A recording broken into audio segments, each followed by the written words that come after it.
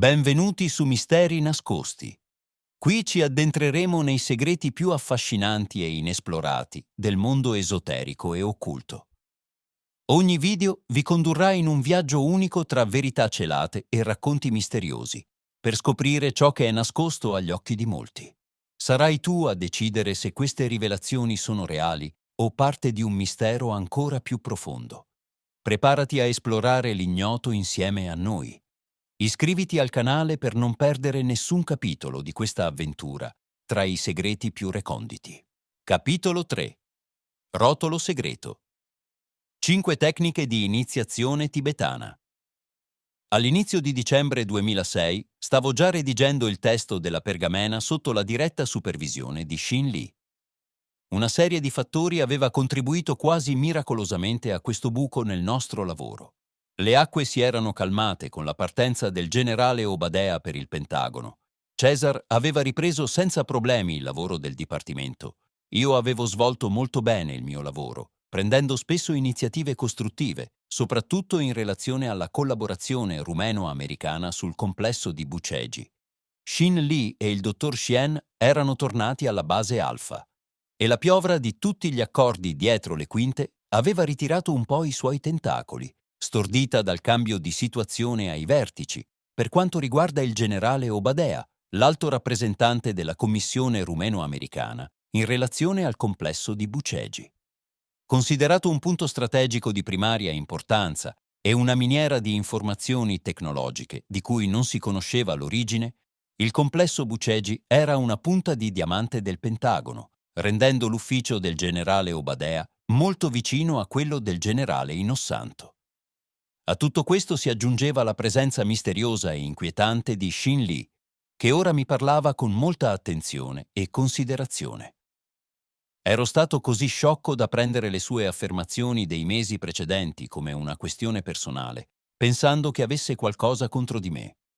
In realtà, come mi spiegò in seguito, quel tipo di comportamento duro da parte sua era stato necessario per eliminare molte scorie della mia identità, assolutamente non necessarie in un contesto così importante come quello della stesura dei commenti al testo della pergamena.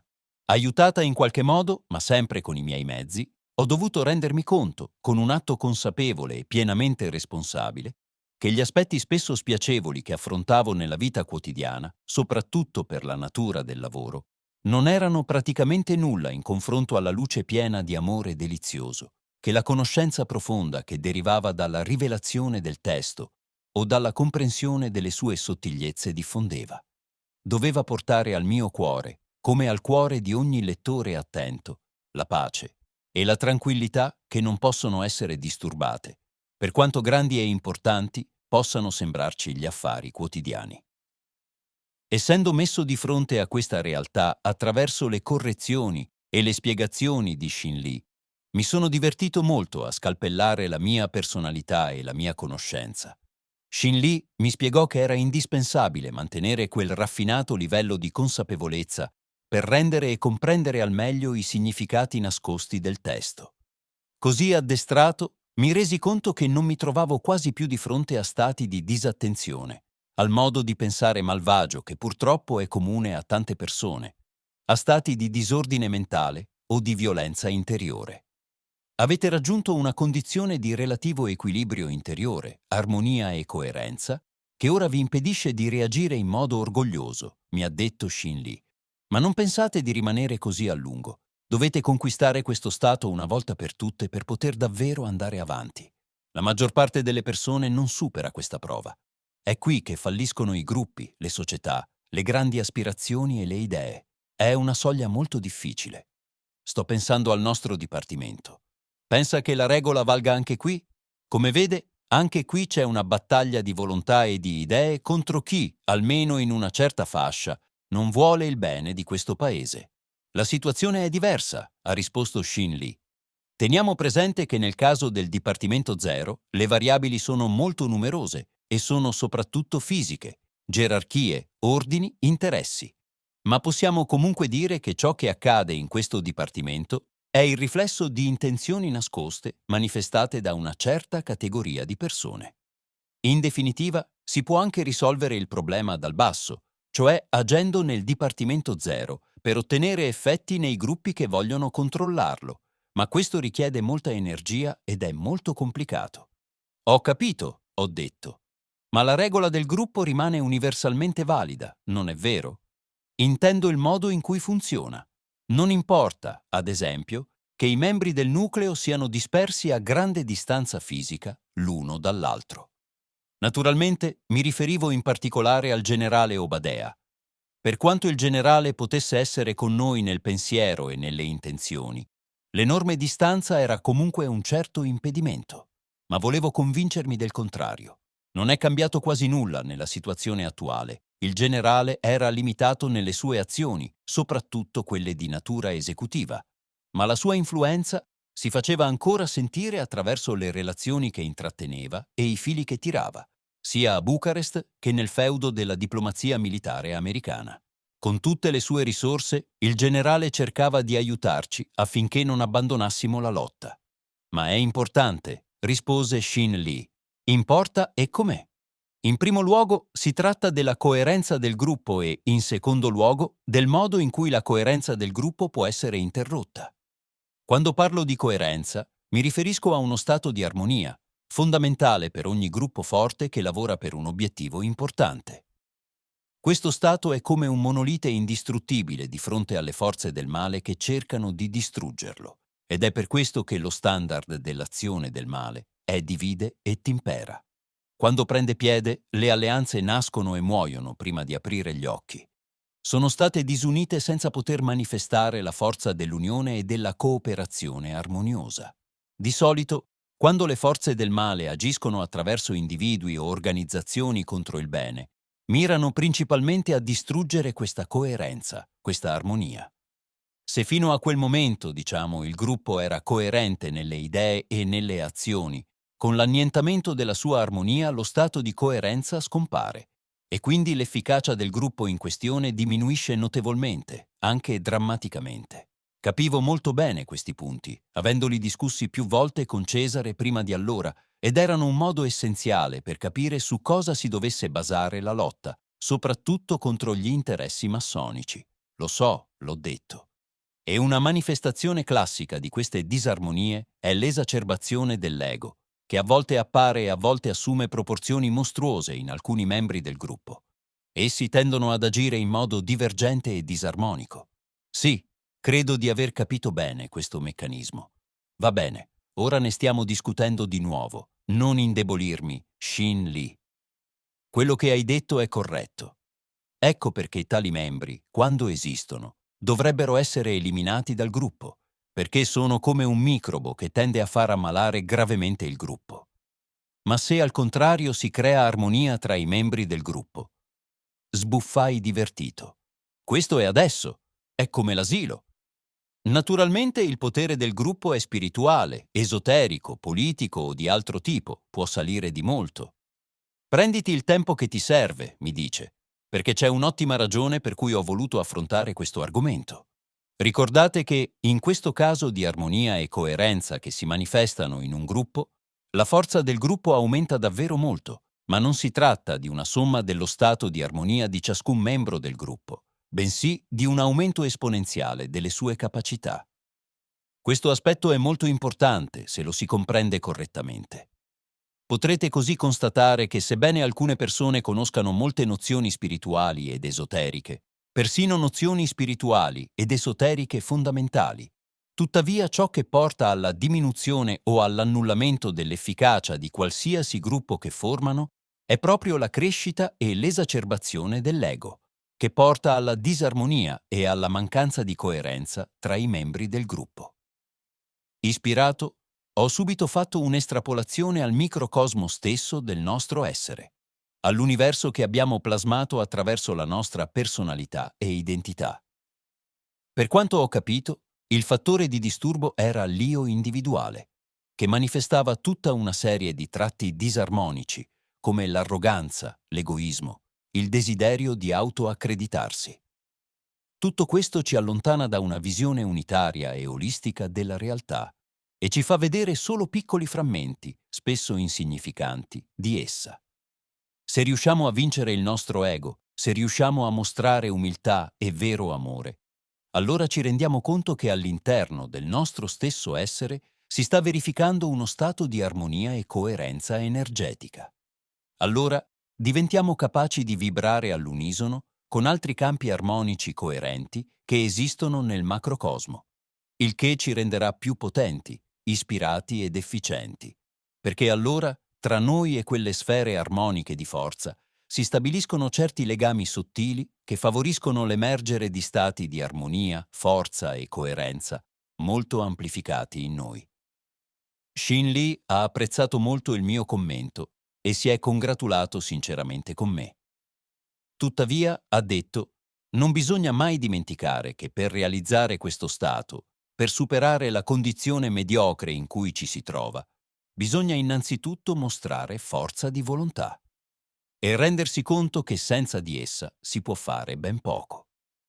Non mi riferisco a una volontà banale e automatica, ma a uno sforzo di volontà cosciente e significativo che porta a cambiamenti nell'esistenza umana. Naturalmente, non si può superare se stessi senza mostrare forza di volontà.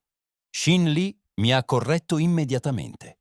Parli, ma non capisci ancora. Il significato più profondo della volontà è penetrante. State esprimendo la vostra volontà di muovervi, ma anche di scrivere su questo testo segreto.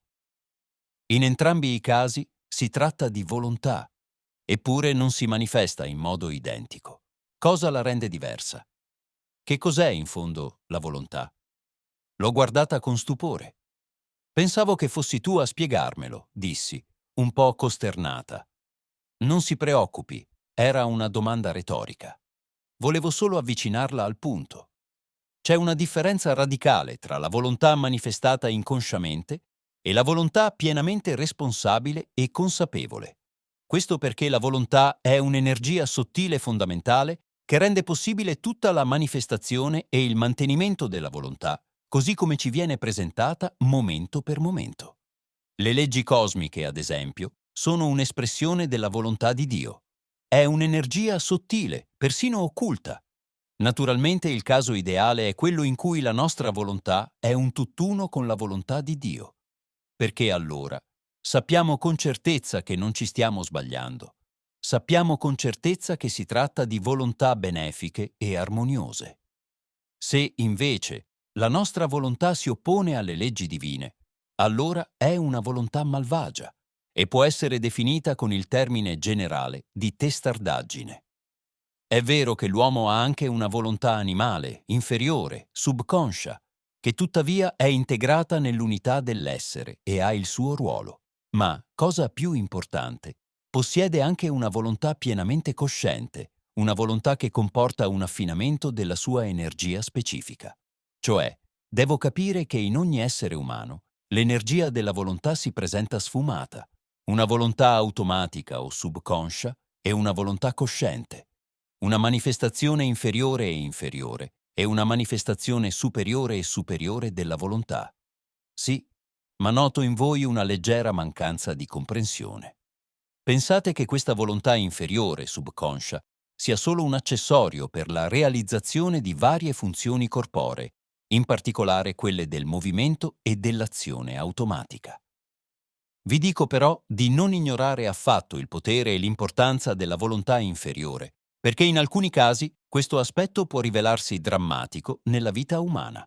Gli aspetti istintuali inferiori tendono spesso a catturare nella loro manifestazione l'intero essere e persino a soggiogarlo.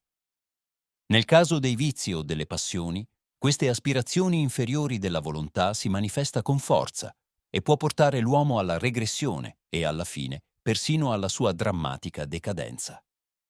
Il problema sta proprio nella volontà automatica, inconscia, che tende a incatenare l'uomo, a farlo cedere a certi impulsi inferiori, che lo spingono gradualmente verso il basso.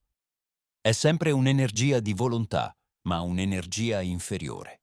Se però avete risvegliato a sufficienza l'energia superiore della volontà, questa può resistere efficacemente a questi impulsi e tendenze inferiori, dominandoli e poi annientandoli. In questa situazione il ruolo della volontà superiore è essenziale. Ok, Ma lei si rende conto, credo, che le fluttuazioni esisteranno sempre, ho detto. Esisteranno solo finché la volontà inferiore non sarà ancora soppressa dalla volontà superiore dell'uomo. Ma quando le tendenze inferiori vengono messe sotto controllo, esse verifica un processo di formazione e di perfezionamento dell'essere. È quindi essenziale che l'energia superiore della volontà venga risvegliata e amplificata nell'essere umano. Con il suo aiuto, ad esempio, possiamo esorcizzare, galvanizzare e aiutare altri esseri che chiedono il nostro aiuto. A volte c'è una vera e propria lotta tra i due tipi di volontà, ma dovevo mettere in chiaro una cosa. Ma cosa succede se uno crede di possedere questa energia superiore di volontà e immagina di guarire, esorcizzare o aiutare gli altri? Che tipo di volontà è? In questi casi si tratta di dimostrare un certo buonsenso e una certa maturità spirituale, senza i quali non si può evolvere. In effetti, ho conosciuto personalmente molte povere anime che immaginavano di avere certe capacità o poteri e, diffondendo alcune nozioni occulte, riuscivano a distorcere le menti dei più deboli di spirito. La cosa interessante è che questi esseri umani erano convinti della loro missione, ma naturalmente questa convinzione andava di pari passo con la credulità e l'ignoranza dell'uomo comune. Indipendentemente da ciò che diciamo, non possiamo ingannare noi stessi o gli altri all'infinito se non abbiamo una base reale per ciò che affermiamo, se non possiamo dimostrare una forza, un'energia elevata, che provi davvero anche solo attraverso il senso comune che quest'uomo ha un certo valore, sa di cosa parla e come agisce. Parole o gesti patetici non basteranno a lungo, perché alla fine tutto si misura nell'effetto prodotto. Oppure è proprio questa energia superiore della volontà che è necessaria perché ci sia un effetto reale. L'energia superiore della volontà, a sua volta, ha bisogno di uno sforzo adeguato e pienamente consapevole per essere amplificata. Ciò che un uomo privo di questa energia superiore della volontà non può ottenere, anche se lo desidera, lo otterrà facilmente chi l'ha risvegliata e sufficientemente intensificata in sé. In questo caso Shin Lee ha fatto un'osservazione cruciale. Quindi dovete capire una cosa fondamentale. Non basta volere. È anche molto importante che questa volontà sia sostenuta dall'energia della volontà cosciente. Quindi, ancora una volta, non basta volere. È estremamente importante che quando si vuole si abbia anche l'energia per fare ciò che si vuole.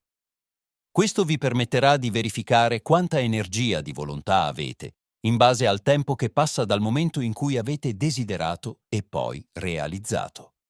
Quanto più breve è il tempo, tanto maggiore è l'energia di volontà consapevole. Infatti, dall'esterno, l'uomo non ha modo di sapere se possiede o meno questa sottile energia di volontà cosciente. Tuttavia i segni di cui vi ho parlato sono in grado di autenticare la forza che ha nella direzione della volontà cosciente. Lasciate che diciamo che avete fame, ma nella situazione in cui vi trovate non avete nulla da mangiare. Se però avete questa energia di volontà che è grande, vedrete che in un certo modo qualcuno vi porterà del cibo. Non sapete come quella persona sia venuta da voi con il cibo, ma l'azione stessa avviene. Ecco perché vi dico che questa energia di volontà superiore può produrre molte realizzazioni. Sono rimasto entusiasta della chiarezza dell'esempio e del modo in cui ho compreso la questione. Tuttavia, volevo chiarire alcuni punti in più, partendo dall'esperienza di alcuni miei amici che avevano intrapreso un viaggio pericoloso molti anni fa. Ci sono anche certe catene con l'energia della volontà subconscia, ho detto. Se qualcuno, per esempio, vuole smettere di bere o di fumare, non so come, ma proprio allora appare un'altra persona disposta a invitarlo a una festa o a fumare una sigaretta. Come devo interpretare questo? È un test per queste persone? È una sorta di gioco, correlato a una certa manifestazione della volontà inferiore. Intrappola la persona, ma quello che è fondamentale notare è che l'energia e la volontà superiore deve necessariamente esistere, in modo da poter realizzare facilmente ciò che vogliamo. Ma da quello che vedo e osservo, la maggior parte delle persone non sente e probabilmente non vuole davvero amplificare la volontà cosciente. Ho detto deluso. In un certo senso è naturale, rispose Shin Lee. Le persone fuggono dallo sforzo perseverante che comporta l'acquisizione di questa alta volontà. Ma se la persona è ben orientata e se l'egoismo o l'egocentrismo non sono troppo grandi in lei, allora è possibile. Sai, non capisco bene cosa devo fare concretamente per questo. Shin Lee ha poi condiviso con me l'unico consiglio che potrebbe portare alla risoluzione del dilemma esistenziale dell'uomo. Per quanto possa sembrare strano in questa società dei consumi, vivere in modo impeccabile implica al massimo grado anche la trascendenza dei cosiddetti bisogni essenziali, il bisogno di avere di più, il bisogno di competitività. In questo sforzo è essenziale aprirsi umilmente alla volontà onnipotente di Dio e manifestare contemporaneamente un grande desiderio di essere perfetti. Per noi umani è molto importante rendersi conto che facciamo la volontà di Dio, perché allora siamo sicuri di agire all'unisono con l'infinita sapienza di Dio, con tutto ciò che Dio vuole fare attraverso di noi e con noi. Prendete il vostro esempio. Se aveste manifestato la vostra volontà in un certo modo inferiore e distruttivo, avreste potuto rifiutare la missione di far conoscere il testo segreto e brevemente annotato di questo antico rotolo. Tuttavia, anche se è relativamente difficile, avete accettato la missione, avete agito secondo il vostro libero arbitrio e avete manifestato consapevolmente e in modo pienamente responsabile la vostra volontà in questa direzione. Qualcun altro potrebbe aver rifiutato per qualche oscuro motivo. Dio non ci costringerà mai ad agire in un modo o nell'altro, ma c'è quell'energia molto speciale della volontà dentro di noi che può renderci o meno in sintonia con la sua volontà onnipotente. Cercare di fare solo ciò che vogliamo o ciò che immaginiamo ci possa servire può portarci, col tempo, a uno stato di esacerbazione della volontà egoistica inferiore e all'amplificazione dell'egoismo.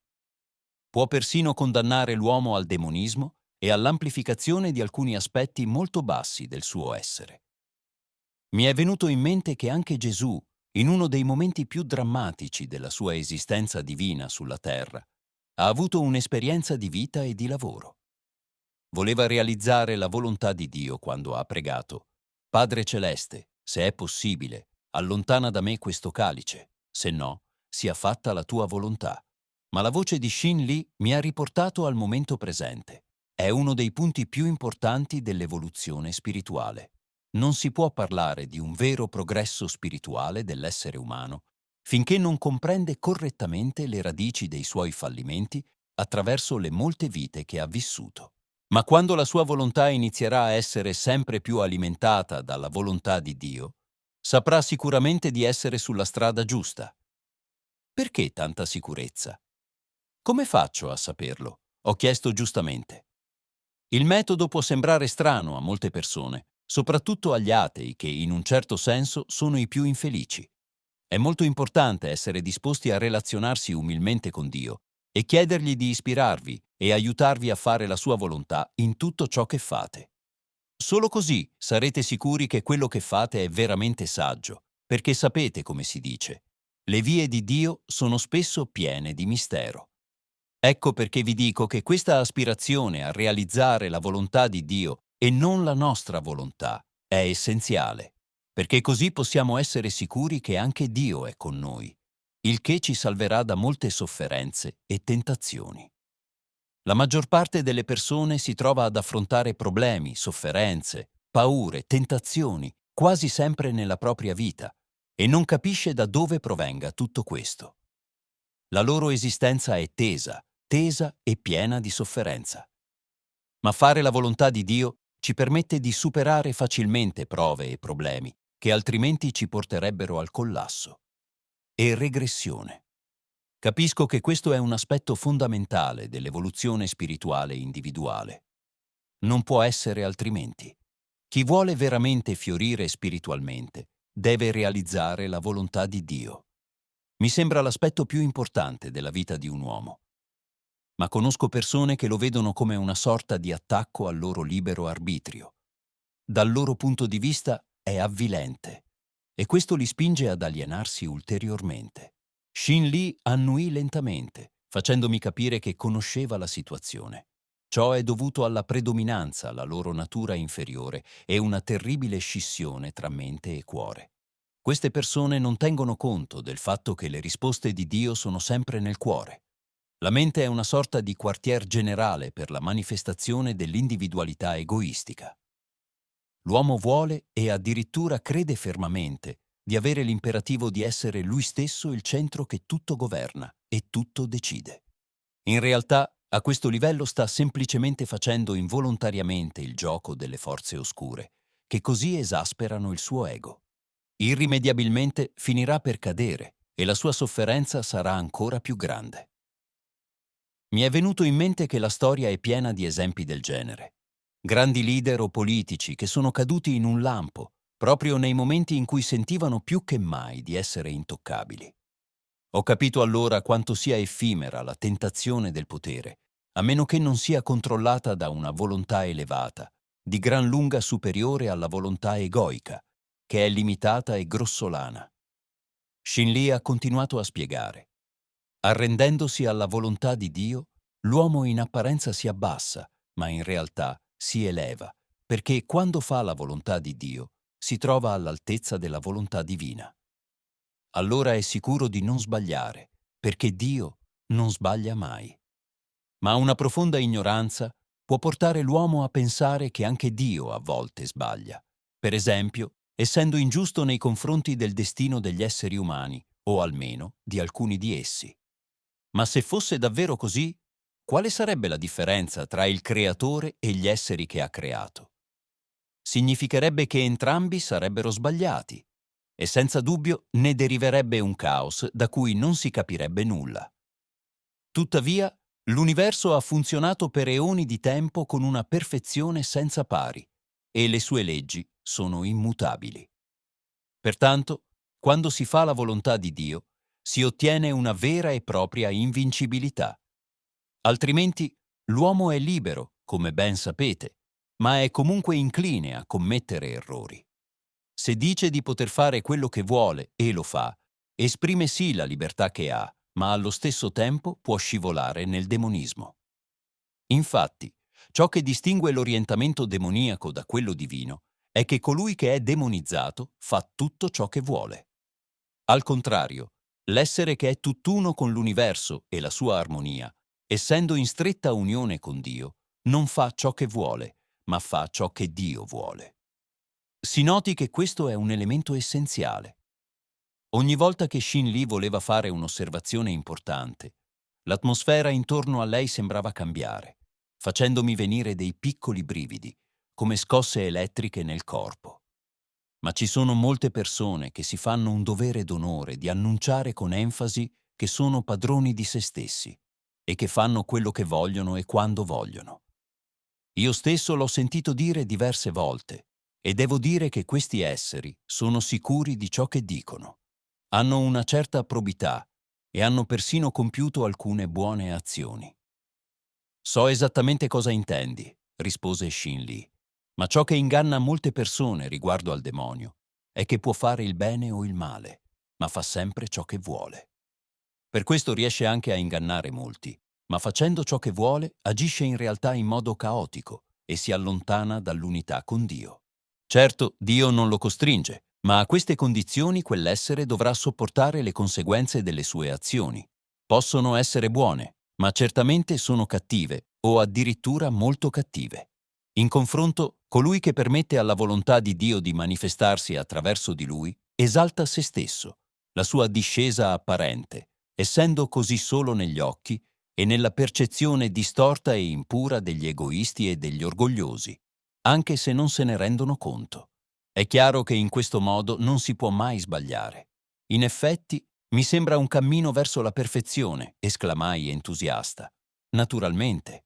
Alla fine non si potrà mai dire, guarda, ho fatto la volontà di Dio ed è terribile, è terribile. Sono caduto, sono crollato e la mia vita è un fiasco. No, non è così, perché Dio è infinitamente buono. Ma dall'altra parte, dove l'uomo fa quello che vuole, la possibilità di cadere è molto reale. Ci sono quindi due possibilità fondamentali. L'uomo può elevarsi seminando se stesso e ritenendo di fare solo ciò che vuole, ma in realtà si abbasserà. E c'è l'altra possibilità, che l'uomo può dare la propria vita a Dio, essere solidale con Lui e quindi lasciare che Dio faccia ciò che vuole con Lui e attraverso di Lui. In questo modo, l'essere umano compie davvero passi importanti verso lo stato di deificazione. E non dimenticate che chi si abbasserà in questo modo sarà in realtà esaltato. Ho riflettuto a lungo se riproporre o meno questa discussione con Shin Lee nel libro e gli ho anche chiesto un consiglio in tal senso. Entrambi eravamo d'accordo che, nel contesto della presentazione del testo della pergamena, e data l'importanza fondamentale della comprensione di tali concetti per la vita umana di tutti i giorni, questa era la cosa giusta da fare. Mi sono solo preso la libertà di aggiustare l'attualità un po' strana dell'esposizione di Shin Lee e alcune espressioni che avrebbero richiesto veri e propri voluti esoterici per essere chiarite. Ancora una volta, i miei archivi, ora stavo usando un registratore digitale, si sono rivelati molto utili. Mentre scrivevo su questi passaggi e cercavo di adattarli al meglio alla situazione per cui sono giustificati, mi sono imbattuto in una registrazione di alcuni mesi prima, in cui Shin Lee mi spiega la ragione generale della mancanza di integrazione e di successo nella vita dell'uomo moderno. Considerando che questo argomento è legato anche all'armonia e all'equilibrio generale della nostra vita, oltre che alla manifestazione di una volontà costruttiva, ritengo utile riportare qui di seguito le considerazioni di Shin Lee. La registrazione a un certo punto mostra alcuni parassiti di cui non conosco la causa, per poi interrompersi bruscamente. Ricordo che la discussione è durata circa mezz'ora, ma è riassunta qui di seguito. Non ricordo quale fosse la fonte da cui ho iniziato la discussione. Molte persone si lamentano di non avere successo nella vita, di non ottenere ciò che vogliono, ma non capiscono perché, ho detto, suggerendo la domanda. Queste persone non sono ancora armoniose e in loro c'è una lotta tra due forze opposte. A un certo punto decidono di intraprendere un'azione, ma allo stesso tempo una specie di demone interiore dice loro che non ci riusciranno, che non sarà possibile per loro riuscire in quell'azione. Nasce in loro una sorta di lotta interiore che consuma le loro forze in questo sterile confronto. In alcuni casi, questa lotta può persino portare alla vittoria di tendenze distruttive, pessimistiche e negative, che li sconfiggeranno prima ancora di impegnarsi davvero nell'azione che si sono prefissati. E come si lotta per eliminare questi effetti spiacevoli? Deve comunque esserci una reazione, no? Una causa negativa scatena sempre effetti negativi. Per cambiare il loro essere, la loro personalità, queste persone devono adottare abitudini positive per sostituire quelle cattive. Ma se la sostituzione non avviene completamente, allora il processo evolutivo sarà bloccato. Così il problema continuerà ad esistere, facendoli soffrire sempre di più nella vita. Devo ammettere che le discussioni con Shin Lee avevano un fascino particolare. Non solo era una presenza misteriosa, ma il modo in cui esprimeva le sue idee, la sua ispirazione e il valore delle sue argomentazioni creava un incantesimo nella stanza, al quale mi abbandonavo come se viaggiassi in un altro regno. Aveva quel senso esatto della proporzione della discussione.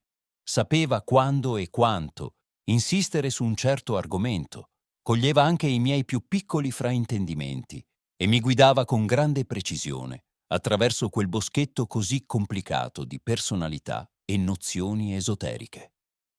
Ero arrivato a desiderare questi incontri e discussioni con lei, ma la natura del lavoro, naturalmente, impediva che ciò accadesse troppo spesso. Lei stessa si allontanava con il dottor Sien per periodi più o meno lunghi e tornava alla base, a volte anche dopo diverse settimane. Nessuno sapeva dove fossero stati o cosa avessero fatto, ma per ordine speciale del governo i due avevano assoluta libertà di movimento nella nostra base. Non conoscevo l'esatta natura del loro contributo al lavoro dei nostri servizi segreti e Cesar non mi ha mai fatto capire di più su questo argomento. Da parte mia, mi stavo avvicinando rapidamente alla stesura del testo della pergamena. Alla fine, dopo molti mesi di preparazione e di discussioni illuminanti, sono riuscito a completarlo in una forma definitiva e abbastanza concisa. Per quanto possa sembrare strano, il testo è costituito da soli 5 versi ermetici.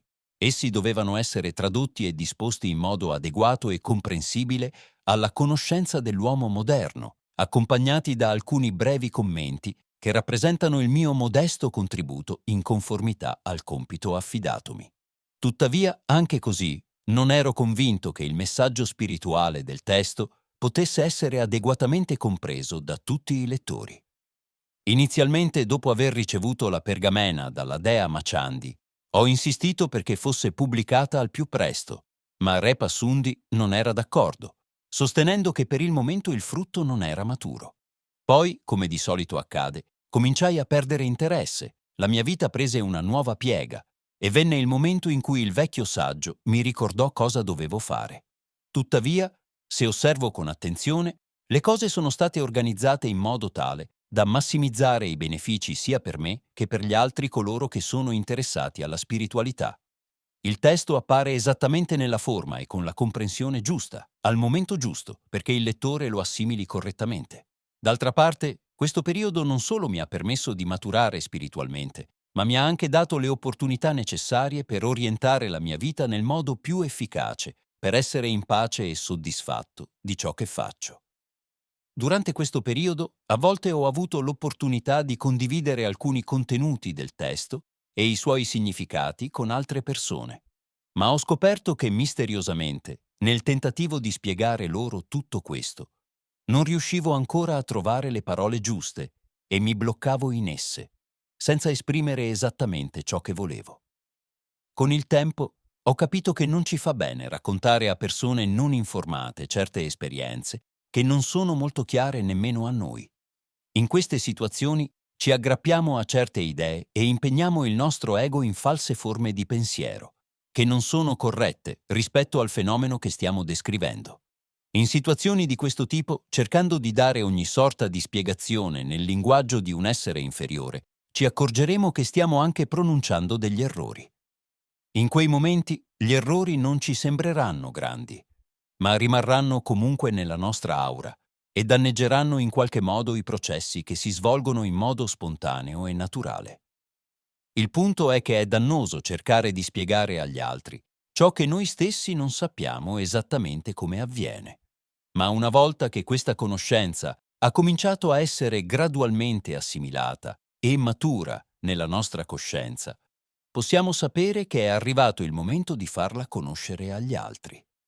È da questa posizione che ho compreso il complicato processo di redazione del testo segreto, secondo la volontà di Re Passundi, che esprimeva una comprensione molto più elevata delle cose. In una breve intervista sull'argomento, a cui hanno partecipato anche Shizar e Shinli, ha detto: «Se vogliamo condividere qualcosa di importante con una persona di cui ci fidiamo, dobbiamo sceglierla con cura, perché se non è in grado di capirci intellettualmente e di intuire le cose che le diciamo, allora la nostra iniziativa non serve a nulla. A cosa servirebbe rivelare certi misteri e fatti straordinari a una persona che, non essendo in grado di comprenderli a livello animico e intellettuale, quasi subito dopo comincia ad accusarvi e ad avere un atteggiamento zefroso? Scegliere di confessarsi a una persona del genere sarebbe quindi poco ispirato. Per questo è molto meglio scrivere ciò che si è vissuto nel modo più chiaro e lucido possibile, perché ci saranno sempre persone ricettive e aperte a queste informazioni, che ne capiranno il significato nascosto e potranno quindi condividerle con altri. Spero che lei capisca cosa intendo, mi ha detto il dottor Sien. Avevo capito, e ancora molto bene. Il testo segreto della pergamena contenente le 5 tecniche o conoscenze iniziatiche fondamentali rivelate dal grande saggio Padmasambhava era ormai pronto per la pubblicazione. Un ultimo tentativo di ritardarne la conoscenza ha rimandato questo momento di quasi altri 2 anni, perché le forze del male non hanno alcun interesse a che il bene, la luce, la libertà raggiungano la coscienza ignorante degli uomini e per questo fanno del loro meglio, se non per distruggere, almeno per ritardare il più possibile questa manifestazione benefica. E poiché il loro campo di manifestazione preferito è il mondo fisico in cui viviamo, ogni tipo di ostacolo e manifestazione tende a sopprimere il bene. La situazione che ho spiegato all'inizio del libro, in termini di rinvio della pubblicazione di questo volume, è un buon esempio. Ma poiché ora tutto sembra essersi calmato, e poiché la pazienza divina dà sempre i frutti desiderati, sono pronto a riportare qui di seguito il testo della pergamena segreta che ho ricevuto dalla dea Machandi. Vorrei solo ricordare che non deve essere letta come una poesia o una storia. In realtà si tratta di 5 affermazioni distinte, 5 leggi universali e cosmiche della creazione, che se comprese correttamente trasformano radicalmente la comprensione e l'esistenza stessa dell'essere umano. Suggerisco una profonda meditazione sul mistero nascosto in ognuna di queste 5 affermazioni. Per facilitare la comprensione, ho incluso alcuni commenti illuminanti. Insieme alle spiegazioni offerte da Shin Lee e alle discussioni che ho avuto con lei sulla spiritualità, spero che possano gettare una luce ancora più chiara sul significato spesso oscuro ed ermetico del testo. Nei versi abbiamo talvolta inserito tra parentesi, quadre, la spiegazione immediata di alcune espressioni tipiche della spiritualità tibetana, per facilitare la lettura del testo base. Testo integrale del rotolo segreto, con commenti esplicativi. Saggezza della vetta suprema, dal regno senza nome. Colui che, pur essendo non nato, è apparso libero nel puro loto del mare deserto, ora illumina la nostra coscienza e i 19 aggregati della conoscenza, per superare il terribile muro del silenzio del mondo. Lo imploriamo di riversare sempre su di noi la sua infinita grazia e compassione. Poiché non esistono riferimenti testuali a questo rotolo, ma solo leggende perdute nella spiritualità tibetana, possiamo solo ipotizzare alcune cose sul suo contenuto. Tuttavia, Repa Sundi ritiene che questa strofa introduttiva sia un'interpolazione tardiva scritta dalla stessa Yeshe Tsogyel, la discepola del grande guru Padma-Shambhava, dalla quale ricevette personalmente il testo del rotolo per dettatura. Questi versi sono una forma relativamente comune di espressione di gratitudine e di lode nei confronti di un lama saggio, a maggior ragione se si tratta di un'espressione di gratitudine e di lode. Tanto più che si trattava dello stesso Padma-Shambhava, il riformatore religioso dell'intera regione del Tibet. La tradizione lo presenta come non nato, perché è considerato un avatar, un essere che ha già raggiunto la suprema liberazione spirituale in un'altra esistenza e si incarna solo per il bene e l'evoluzione di altre persone. Il falso mare è un'espressione che si trova nella tradizione tibetana per indicare l'illusione del mondo in cui viviamo, che siamo in un mondo onirico in cui le nostre azioni sono vane, finché non sono dirette verso l'essenza del nostro essere, ma verso l'esterno. I 19 aggregati della conoscenza sono altrettanti stati di coscienza, a partire dalle basi fino alle sfumature più raffinate della mente.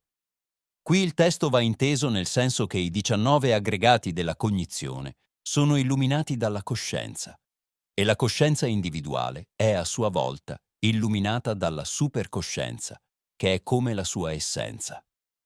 Il terribile muro del silenzio del mondo è un'espressione molto bella, attraverso la quale Yeshe Tsogyel è riuscito a esprimere sia l'obiettivo finale verso il quale gli esseri umani devono tendere, sia la loro condizione molto limitata in questo mondo.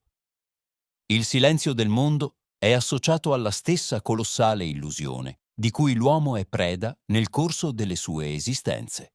La tradizione tibetana vede questa illusione come un sogno o come un velo che copre gli occhi di chi guarda, impedendogli di vedere la verità. Per questo motivo viene anche paragonata a un silenzio, nel senso che, sebbene il mondo sia molto agitato e rumoroso, l'illusione lo rende comunque silenzioso rispetto alla verità che gli rimane nascosta. I tibetani sottolineano in modo particolare questo aspetto della formidabile illusione che appare all'uomo, attirandolo e cullandolo nel sonno, soprattutto perché si traduce sempre in sofferenza. A volte questo provoca così tanto dolore che l'essere umano rimane semplicemente silenzioso di fronte a queste delusioni, incapace di confessare o di cercare la felicità al di là dell'illusione. Per questo si dice anche che è rimasto muto di fronte alla sofferenza. I tibetani aggiungono che questo silenzio, causato proprio da una grande ignoranza, giace impotente ai piedi del terribile muro che il mondo forma. Associano questo blocco dell'evoluzione umana a un muro terribile e spaventoso, che spinge le persone ad allontanarsi da esso, ritornando imbronciate al mondo dell'illusione da cui volevano solo fuggire. Questa è la diga spirituale che l'uomo deve superare per trovare la vera felicità. L'ultima strofa è sia una benedizione che un'invocazione al grande saggio Padmasambhava, chiedendogli l'aiuto divino per chi è in difficoltà o alla ricerca della verità spirituale. O Tsogyelma, mio degno discepolo che ha già realizzato la verità dei primi due mondi, ascoltami. L'energia più importante che proviene dal regno senza nome del Dio Padre è l'amore. L'amore è infinito e rappresenta l'elemento unificante che allo stesso tempo ci mostra l'occhio supremo che governa i mondi. Yeshe Tsogyel fu uno dei principali discepoli del grande saggio tibetano Padmasambhava, di cui aveva grande stima. La leggenda narra che avesse acquisito straordinari poteri paranormali e vinto la morte. Ma questi resoconti si riferiscono al momento in cui il suo maestro spirituale lasciò il piano fisico, quando Yeshe si rese conto che il suo corpo non era più in grado di vivere la realizzazione spirituale. Poiché il testo le fu dettato mentre Padmasambhava era in vita e non le fu rivelato dopo la sua morte, possiamo supporre che Yeshe Tsogyel avesse ormai raggiunto solo un certo stadio di realizzazione spirituale, che il suo maestro indica con precisione. Hai già realizzato la verità dei primi due mondi. I mondi sono in realtà i piani principali della creazione di Dio, ossia il piano fisico, il piano sottile astrale e il piano causale. Poiché Padmasambhava menziona solo due mondi conquistati da Yeshe Tsogyel, è naturale supporre che si tratti dei primi due, in ordine crescente di frequenza vibrazionale, ossia il piano fisico e il piano sottile astrale. In altre parole, a quel punto Yeshe aveva già vinto la morte, in un certo senso, ottenendo un perfetto controllo sulle leggi e sui meccanismi del mondo fisico, ma sembra che avesse anche amplificato notevolmente i suoi poteri nel piano sottile, come menzionato nel testo della Pergamena. La tradizione vuole infatti che Yeshe Tsogyel possedesse il potere di resuscitare i morti, di dominare le leggi della materia, di viaggiare a piacimento ovunque volesse. Tuttavia, il grande guru Padmasambhava non attribuisce molta importanza a queste realizzazioni, senza dubbio straordinari, ma si accontenta di citarli solo di sfuggita, e anche in questo caso lo fa in modo indiretto. Ciò che sembra interessarlo davvero è l'essenza stessa di questo versetto, che si riferisce all'energia dell'amore. In poche parole, ci mostra la fonte originaria di questa energia, che è l'essenza stessa di Dio, che è infinita, quindi inesauribile, e può eternamente nutrire tutto, che permea ogni cosa, essendo il legame unificante di tutti gli altri tipi di energia, e che non c'è nulla di superiore ad essa, né nella manifestazione né al di là di essa. Il fatto che egli parli fin dall'inizio della supremazia dell'amore e della sua importanza ci mostra che questo sembra davvero essere il nodo gordiano dell'umanità, valido in quei tempi e ancor più nel presente. Ci siamo talmente allontanati da questa energia primordiale che spesso non la riconosciamo nemmeno quando si manifesta in potenza. È da qui che nascono tutti i drammi della vita quotidiana, dalla sua assenza nel nostro universo. Questa mancanza provoca a sua volta il male, e così si crea una sorta di circolo vizioso che l'uomo moderno non sa come risolvere. I problemi si amplificano quando molte persone rimangono con un acuto senso di colpa dopo aver fatto del male a un'altra persona. Questo provoca loro un disagio morale e un profondo senso di colpa, perché non sperano più di essere perdonati.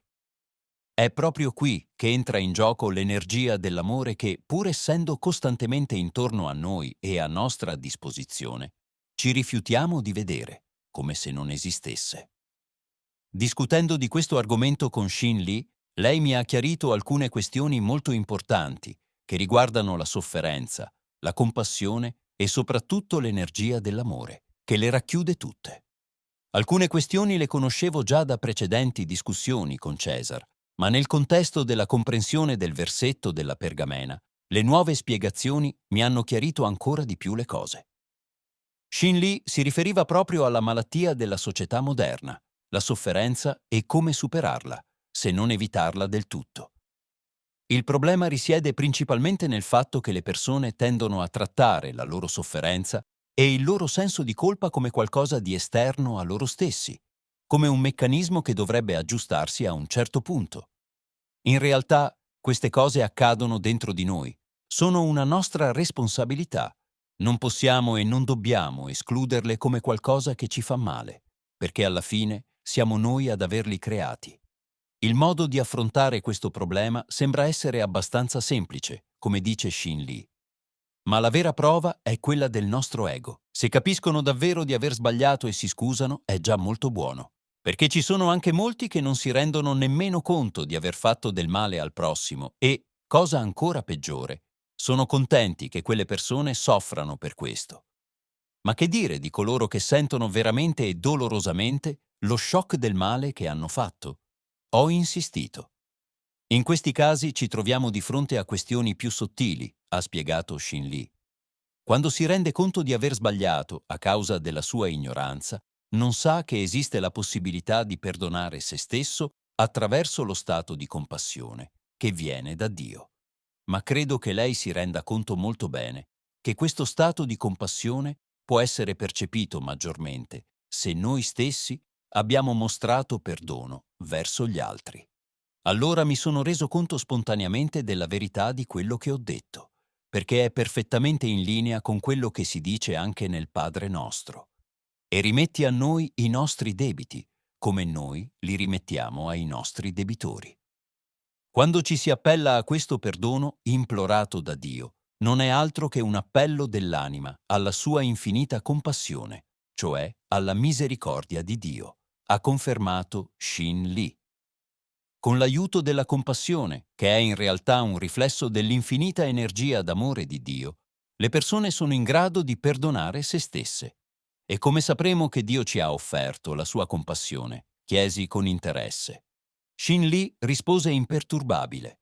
Le persone se ne rendono conto perché superano lo stato di tormento interiore che le affliggeva. Tuttavia, per coloro che non si rendono conto che è possibile perdonare se stessi, questo stato di sofferenza può protrarsi quasi all'infinito, perché non avranno accesso a questa energia di compassione che viene da Dio. Ricorreranno invece a procedure molto difficili, inesistenti in alcune religioni. Ecco perché è estremamente importante che le persone capiscano che devono essere in grado di perdonare se stesse, quando ovviamente si sono rese conto degli errori commessi. Ma questo ovviamente non implica iniziare a commettere altri errori. È giusto che sia così, perché altrimenti ci troveremmo di fronte a una fatica di Sisifo. È chiaro, ho detto. Molto bene. Fondamentalmente, quindi, quando l'uomo si rende conto di aver sbagliato, può eliminare il senso di colpa che lo opprime con l'aiuto di questa energia di compassione, che viene da Dio. Non farlo significherebbe portarsi dietro per sempre un peso inutile. Pensate a un pollo che esce da un uovo di gallina. Se continuasse a portare con sé il guscio dell'uovo in cui si è schiusa e volesse volare via con esso, sembrerebbe handicappata. Conosco alcune persone, però, che non smettono mai di rimproverarsi per quello che hanno fatto, ho detto. Penso che questo non sia affatto costruttivo. Quando si diventa consapevoli di aver sbagliato, ci si rende conto che da quel momento in poi non si vorrà più sbagliare e allora, con l'aiuto della compassione di Dio, si potrà tornare ad essere armoniosi. Continuare a rimproverarsi all'infinito, invece, non produrrà nulla di benefico, perché produrrà solo un continuo stato negativo di colpa e quindi porterà a una costante e sempre in contatto con ciò che ha fatto in passato. È molto importante comprendere questo sottile meccanismo perché è una chiave fondamentale per la trasformazione individuale. Non ci si evolve attraverso il tormento, ma attraverso l'amore. Ho avuto un po' di tempo per pensare. Volevo chiarire una cosa. Alcuni potrebbero immaginare di aver commesso degli errori, ma molto gravi, e che saranno dannati per gli errori commessi. Potrebbero anche immaginare che ciò che avete detto potrebbe essere vero solo per alcuni errori, non per tutti i tipi di errori. Qui bisogna capire bene che la bontà di Dio non ha limiti, mi chiarì subito Shin Lee. Ogni errore può essere perdonato quando l'uomo si appella consapevolmente a Dio, chiedendogli umilmente aiuto. Alla supplica dell'essere umano, Dio può riversare su di lui la sua infinita misericordia e quindi perdonare i suoi errori. Tutto questo è possibile proprio perché l'energia onnipervadente dell'amore di Dio è infinita. Il Padma-shambhava chiarisce che non c'è nulla al di fuori di essa e che attraverso di essa si può realizzare assolutamente tutto. Le sue molteplici forme di manifestazione, come la compassione, il perdono, sono corollari della stessa ragione principale. L'energia dell'amore è suprema e può sempre essere trovata in tutti gli altri tipi di energie esistenti. E il fatto che Dio dia questo amore incondizionatamente e infinitamente è un'ulteriore prova che noi stessi possiamo e dobbiamo fare lo stesso. Questa è la via più diretta e sicura che ci rivela Dio, come suggeriscono le ultime parole del versetto. O mio bellissimo Zogiel, siate sempre consapevoli del fatto che qualsiasi aspetto della realtà, esattamente come viene visto da noi, è esattamente come ci apparirà dopo. Il punto principale che questo versetto sottolinea è che siamo noi a creare l'universo in cui viviamo, il nostro mondo. Per quanto possa sembrare inverosimile, influenziamo direttamente il mondo in cui viviamo e lo personalizziamo secondo i nostri pensieri e le nostre intenzioni. Ecco perché si dice che la bellezza è negli occhi di chi guarda. Se abbiamo questo potere interiore, allora possiamo scoprire infinitamente più bellezza intorno a noi, infinitamente più amore, possiamo ricevere infinitamente più di prima. Ma se ci chiudiamo in noi stessi, nella malizia, nel sospetto, allora la bellezza, la bontà e l'amore non possono penetrare questo guscio che ci formiamo e alla fine siamo persino decisi a concludere che non esistono.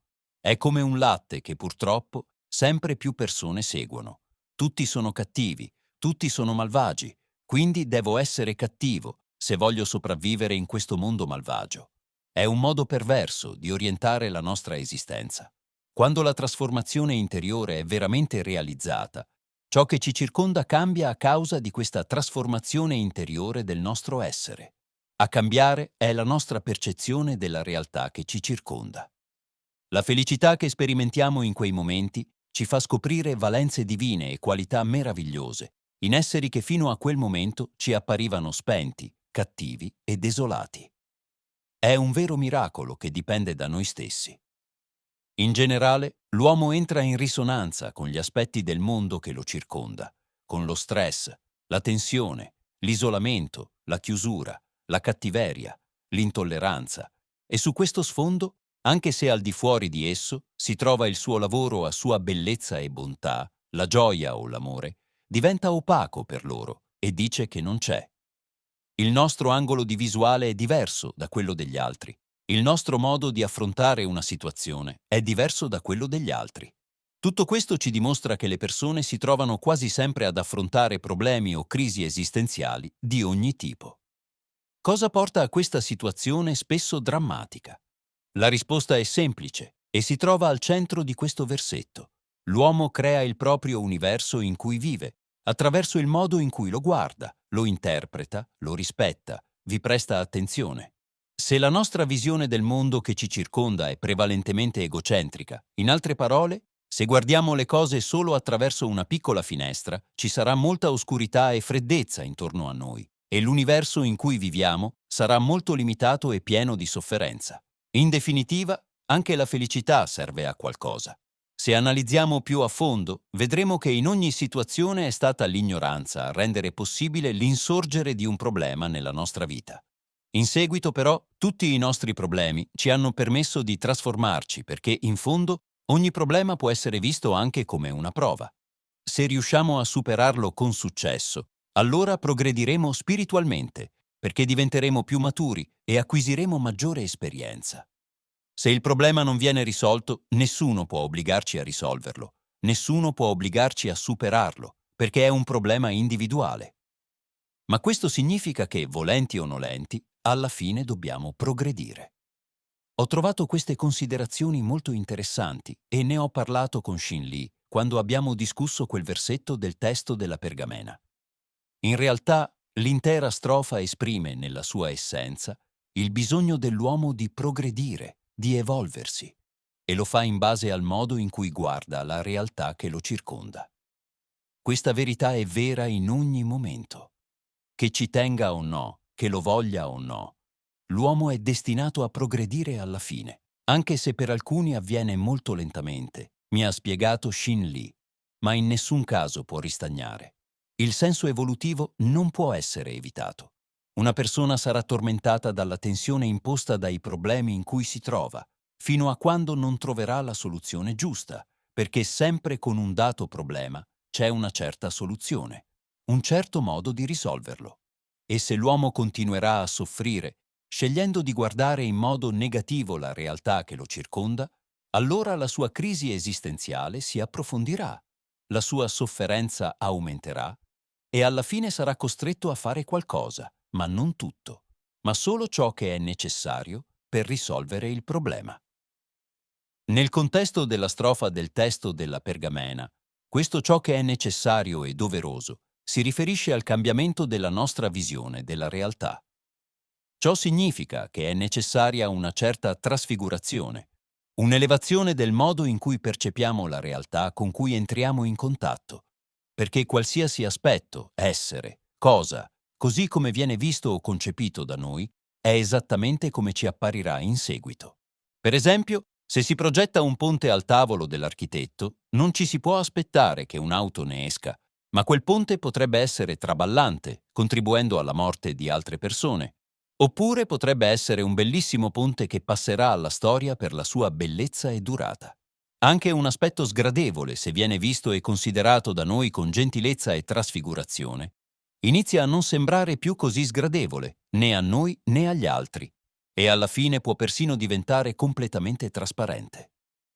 A livello individuale, queste cose hanno chiare ripercussioni, con conseguenze dirette sulla nostra vita personale, perché ciò che pensiamo intensamente ora è ciò che diventeremo prima o poi. Questa è forse la migliore illustrazione pratica del versetto 2 nel testo. O tu, che sei sbocciato come un loto nel mondo delle dachini, scopri che non esistono incidenti. Tutto è in realtà una misteriosa necessità per colui che ha raggiunto il regno senza nome, lo stato di liberazione spirituale.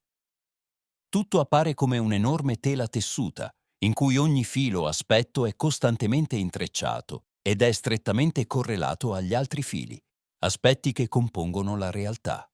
Questa strofa può essere meglio descritta in termini scientifici moderni, come la realtà olografica dell'universo. Il messaggio trasmesso per migliaia di anni è chiaro ora come allora. La parte è nel tutto e il tutto è nella parte. Senza entrare in innumerevoli dettagli scientifici, alcuni anche all'avanguardia, è sufficiente per cogliere l'essenza dell'affermazione. In termini plastici, se premiamo con il dito su una parte dell'universo, sicuramente sorgerà qualcosa in un'altra parte dell'universo, apparentemente non correlata. Un buon esempio che illustra questa caratteristica fondamentale dell'universo sono le significative sincronicità di cui mi ha parlato Cesar qualche tempo fa. In queste situazioni, aspetti apparentemente disparati vengono riuniti e fatti funzionare in modo misterioso, ma perfettamente coerente e significativo per chi li percepisce. L'importanza di comprendere la struttura olografica dell'universo sta soprattutto nel fatto che cominciamo a non vederci più come isolati dal resto dell'universo e quindi a integrarci più efficacemente con il mondo che ci circonda. I problemi individuali diventano molto più piccoli, le crisi esistenziali non hanno più senso e lo scopo della vita dell'essere umano è meglio definito. Come risultato diretto, l'evoluzione umana è notevolmente amplificata. Ma questa strofa è inestricabilmente legata alla successiva. Nell'intero regno senza nome, Dio, la vibrazione è onnipresente. nulla è statico. I versetti 3 e 4 si completano a vicenda, perché la manifestazione è praticamente un oceano infinito di vibrazioni energetiche. E la realtà olografica dell'universo si spiega proprio con l'avvolgimento delle vibrazioni l'una nell'altra, mai separate, ma potenziali. Poiché la materia fisica, sottile o causale, è energia che vibra su diversi livelli di frequenza, e poiché ogni livello contiene l'altro in modo implicito ma misterioso, ne consegue che in qualsiasi momento e in qualsiasi spazio possiamo accedere a qualsiasi altra dimensione della manifestazione, purché ci troviamo o creiamo uno stato di risonanza tra essa e noi. In questo modo possiamo viaggiare in qualsiasi momento e in qualsiasi luogo, possiamo avere tutto e niente, ma naturalmente tutto questo avviene sulla base della necessità cosmica, perché la coscienza di colui che arriva ad agire in questo modo è allora così vasta da essere essa stessa un fattore determinante per il buon funzionamento dell'economia dell'universo. Il regno senza nome ci viene qui presentato in una duplice ipostasi. Da un lato rappresenta la coscienza infinita di Dio, che è il vertice ultimo della realizzazione spirituale dell'essere umano, e dall'altro è la manifestazione stessa, che implica dualità. Questo ci suggerisce che la vibrazione è davvero onnipresente sia qui, nel mondo duale, sia al di là, nella trascendenza. In queste circostanze, la precisazione che nulla è statico sembra essere aggiuntiva.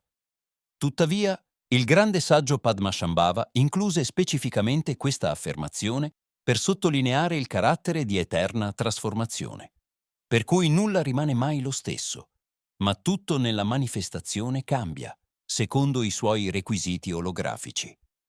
Tu che delizi gli spiriti dei tre mondi, ascolta quello che ti dico adesso. Proietta la tua coscienza dentro l'occhio supremo del regno e così otterrete la luce dell'eterna beatitudine. Questi 5 metodi servono per l'evoluzione di ogni anima. Dal regno, o Zogyelma, possa tu essere la loro luce guida. Quest'ultima strofa del testo della pergamena è anche quella che fornisce praticamente il metodo istantaneo di liberazione spirituale. Considerata un apice della pratica yogica e tantrica in Tibet, la tecnica è nota come Phowa.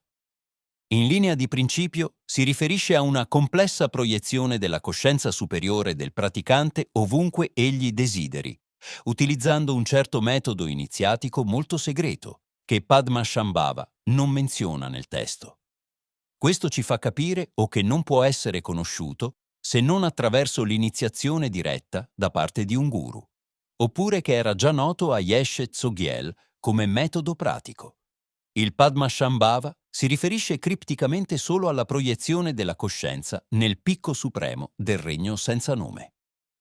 La base del metodo è che attraverso di esso il praticante diventa in grado di appropriarsi automaticamente dello stato e della condizione dell'essere o dell'aspetto in cui proietta la propria coscienza, anche se il suo livello di coscienza iniziale, prima della proiezione, era inferiore a quello in cui si è proiettato. Questo permette di realizzare giganteschi salti evolutivi, fino alla liberazione spirituale finale, che può essere raggiunta con la proiezione nel regno supremo dei picchi o delle cime, considerato il cuore di Dio. Possiamo capire questo singolo riferimento del grande saggio dal fatto che ogni altra proiezione della coscienza è subordinata ad esso e ne deriva. Lo lascia intendere sottintendendo che è così che si raggiunge la luce della felicità eterna, nel senso che non esiste nient'altro al di fuori di essa. Infine, Padmasambhava specifica che le 5 tecniche sono tutte vie molto efficaci per l'evoluzione spirituale individuale e che dovrebbero essere portate a conoscenza di qualsiasi essere interessato a decifrarle. Il testo del rotolo sopra riportato è un tesoro spirituale, ma rivelato in forma estremamente sintetica e occulta. A mio avviso, un libro incentrato solo sull'ampio e competente commento ai 5 versetti non sarebbe sufficiente per una presentazione esaustiva dell'argomento. Tuttavia, sono gradualmente giunto alla conclusione che il proprio insegnamento e l'esperienza personale, acquisita attraverso una profonda riflessione e meditazione su questi argomenti, È il modo migliore per comprendere il loro significato nascosto e molto vasto. Per questo motivo, su consiglio di Repa Sundi e sotto la guida di Shin Lee, ho optato solo per uno schizzo delle idee principali, che costituisse un trampolino di lancio per l'analisi ispirata del lettore. In ogni caso, conoscere questo testo spirituale, che è un vero gioiello di saggezza, è in grado di guidarci verso una visione molto più ampia e matura della vita che viviamo. Se questo video ti ha incuriosito e ti ha fatto riflettere, lascia un like per supportare il canale. Non dimenticare di iscriverti e attivare la campanella per rimanere aggiornato su tutti i nuovi contenuti. Ogni capitolo ti porterà sempre più in profondità nei misteri nascosti, quindi non perderti nessun dettaglio. Grazie per il tuo supporto e per far parte di questa avventura.